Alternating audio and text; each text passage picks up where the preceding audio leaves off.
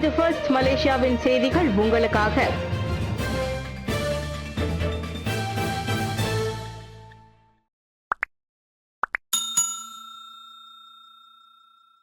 பருவநிலை மாற்றத்தால் ஏற்பட போகும் புலம்பெயர்வுக்கு உலகம் தயாராக வேண்டும், எச்சரிக்கிறார் முன்னாள் எம்பி கஸ்தூரி. பருவநிலை மாற்றத்தால் பேரளவிலான புலம்பெயர்வுக்கு உலகம் தயாராக வேண்டும் என்கிறார் முன்னாள் நாடாளுமன்ற உறுப்பினர் கஸ்தூரி பட்டு. புலம்பெயர்வுகள் இனி உள்நாட்டு போர், பஞ்சம், பொருளாதார சவால்கள் போன்றவற்றால் மட்டுமே ஏற்பட போவதில்லை. எனவே இந்த கட்டாய புலம்பெயர்வு குறித்த சிந்தனை மற்றும் மாற்றம் அவசியம் என அவர் பினாங்கு பத்துகாவான் முன்னாள் எம்பி சொன்னார். உலகம் முழுவதும் பருவநிலை மாற்றத்தின் ஒரு பகுதியாக பூமி வெப்பமடைந்து வருகிறது.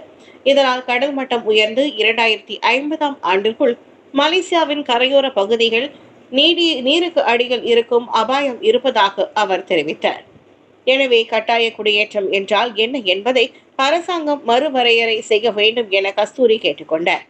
இடம்பெயர்வு, வெளிநாட்டு தொழிலாளர்கள் மற்றும் மனித உரிமை மீறல் தொடர்பான பிரச்சினைகள் குறித்து பொது அக்கறையின்மையை நீக்குவதன் மூலம் இது தொடங்குகிறது என்றார் அவர். மலேசியர்கள் அக்கறையின்மையை கைவிட வேண்டும். தத்தெடுக்கப்பட்ட நாட்டில் புலம்பெயர்ந்தோ துஷ்பிரயோகம் செய்யப்படாமல் இருப்பதை உறுதி செய்வதில் ஒற்றுமையாக இருக்க வேண்டும் என கஸ்தூரி வலியுறுத்தினர். மலாக்காவில் பள்ளிவாசல் அருகே இலவச பைபிள் பயிற்சி விளம்பரத்தில் எங்களுக்கு தொடர்பில்லை, கிறிஸ்துவ சம்மேளனம் விளக்கம். மலாக்காவில் பள்ளிவாசல் அருகே இலவச பைபிள் பயிற்சி குறித்து சிலர் விளம்பரம் செய்யும் வீடியோ வைரல் ஆகியிருப்பது குறித்து மலேசிய கிறிஸ்துவ சம்மேளனம் கவலை தெரிவித்துள்ளது. எனினும் அதற்கும் தங்களின் கீழ் செயல்படும் ரோமன் கத்தோலிக்க திருச்சபை, மலேசிய தேவாலயங்களின் மன்றம் உள்ளிட்ட அமைப்புகளுக்கும் எவ்வித தொடர்பும் இல்லை என இன்று வெளியிட்ட அறிக்கையில் சிஎஃப்எம் தெளிவுபடுத்தியது. நாட்டில் மதங்களுக்கு இடையிலான நல்லிணக்கம் பேணப்பட வேண்டும் என்பதில் நாங்களும் உறுதியாக உள்ளோம். எனவே அச்சம்பவம் குறித்து விசாரித்து சம்பந்தப்பட்டவர்கள் மீது நடவடிக்கை எடுத்திட முன்வைக்கப்பட்டுள்ள கோரிக்கைகளை தாங்களும் ஆதரிப்பதாக சிஎஃப்எம் கூறியது. முன்னதாக வைரலான 16 வினாடி வினோத காணொலியில் பள்ளிவாசல் அருகே கையேடுகளை வைத்துக்கொண்டு சிலர் நிற்பதும், தள்ளுவண்டியில் இலவச பைபிள் பயிற்சி என எழுதி ஒட்டப்பட்டிருப்பதையும் காண முடிந்தது. டுரியான் வாசத்திலும் போதைப் பொருளை கண்டுபிடித்த ஹாங்காங் அதிகாரிகள். மலேசியாவில் இருந்து கடத்தி சென்ற 2 பேர் கைது. மலேசியாவில் இருந்து டுரியான் பழங்களுடன் மறைத்து வைக்கப்பட்டு கடத்தி கொண்டு வரப்பட்ட ஹெராயின் வகை போதைப் பொருள் ஹாங்காங்கில் சிக்கியுள்ளது. டுரியான் மற்றும் மோச்சி உணவு என அறிவிக்கப்பட்டு கொண்டு வரப்பட்ட பொட்டலங்களில் இருந்து 8.4 கிலோகிராம் ஹெராயினை ஹாங்காங் அனைத்துலக விமான நிலைய அதிகாரிகள் பறிமுதல் செய்தனர்.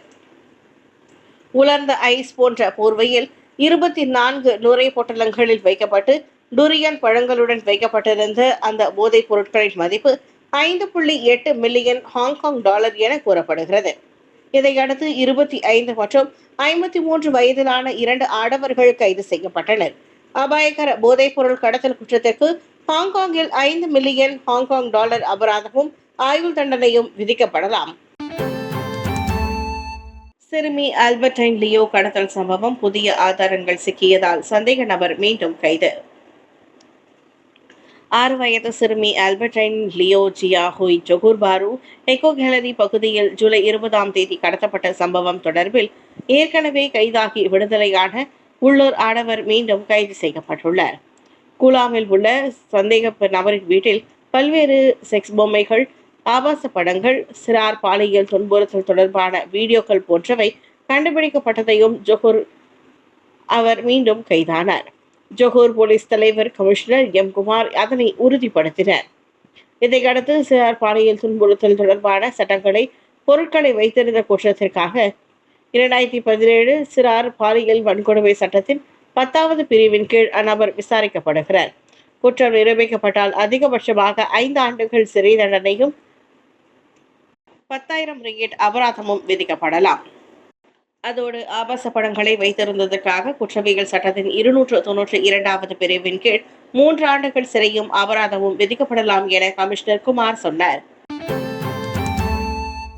ஜொகூரில் யானை மிதித்து மூதாட்டி மரணம், வெளியில் வரவே அச்சப்படும் கிராம மக்கள். ஜஹூர் குலுவாங் கஹாங்கில் உள்ள ரப்பர் தோட்டம் ஒன்றில் நேற்று காலை ரப்பர் மரம் சீவி கொண்டிருந்த மூதாட்டி காட்டு யானையால் மிதித்துக் கொல்லப்பட்டதை அடுத்து காம்பவுண்ட் ஸ்ரீ லுகுட் கிராம மக்கள் பெரும் பீதியில் உறைந்து போயுள்ளனர். பெரும் அச்சத்தில் வாழும் கிராம மக்கள் சம்பவ இடமான ரப்பர் தோட்டம் அருகே எங்கும் செல்வதற்கும் கூட தயங்குவதாக சுமார் 1800 பேர் வசிக்கும் கிராமத்தின் தலைவர் யூசுப் இப்ராஹிம் தெரிவித்தார்.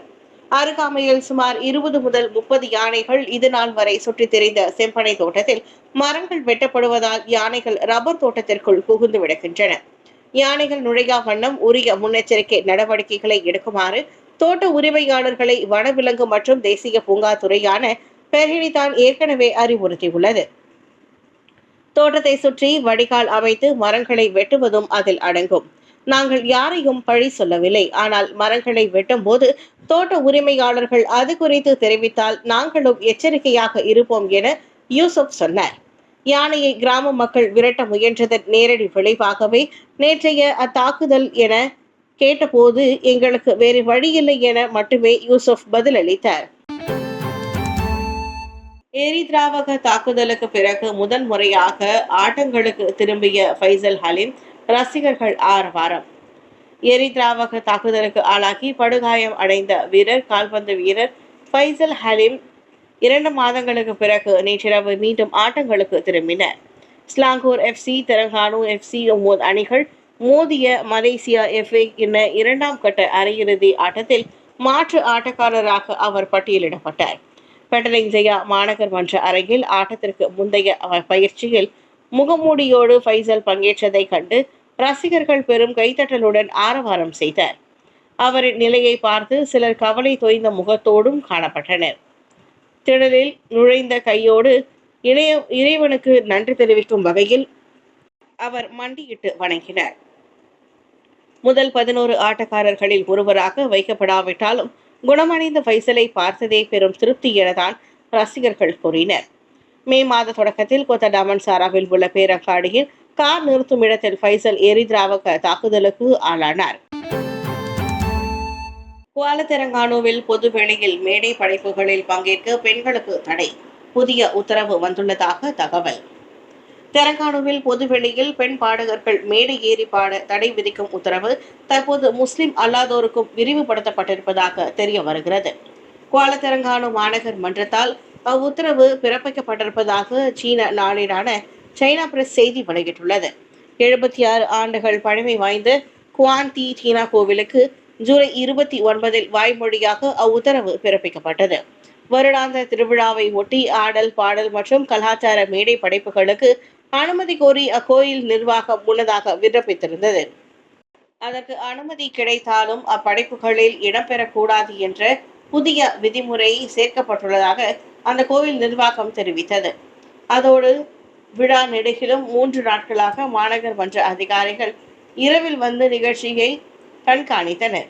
மேடை படைப்பாளர்கள் ஆடைகள் நாகரிகமாக உள்ளனவா என கேட்டதோடு பொது அமைதிக்கும் பங்கம் வராத வகையில் நிகழ்ச்சியை பார்த்து கொள்ளுமாறும் அவர்கள் அறிவுரை கூறி சென்றிருக்கின்றனர். குவாலதெரங்கானுவில் கடந்த 11 ஆண்டுகளில் சீன கோவில் விழாக்களில் அதிகாரிகள் கண்காணிப்பு வந்ததே இல்லை என சைனா பிரஸ் தெரிவித்துள்ளது. வயநாடு நிலச்சரிவில் பாதிக்கப்பட்ட வீடுகளை சூறையாடும் திருடர்கள், மக்கள் வேதனை. வரலாறு காணாத பெருவெள்ளம் மற்றும் நிலச்சரிவால் பாதிப்பிற்கு உள்ளாகிய தென்னிந்திய மாநிலம் கேரளாவின் வயநாட்டில் புது பிரச்சினை தலை தூக்கியுள்ளது. நிலச்சரிவால் நூற்றுக்கணக்கான மக்கள் வீட்டை விட்டு வெளியேறிய நிலையில் திருடர்களுக்கு அது கொண்டாட்டமாகிவிட்டது.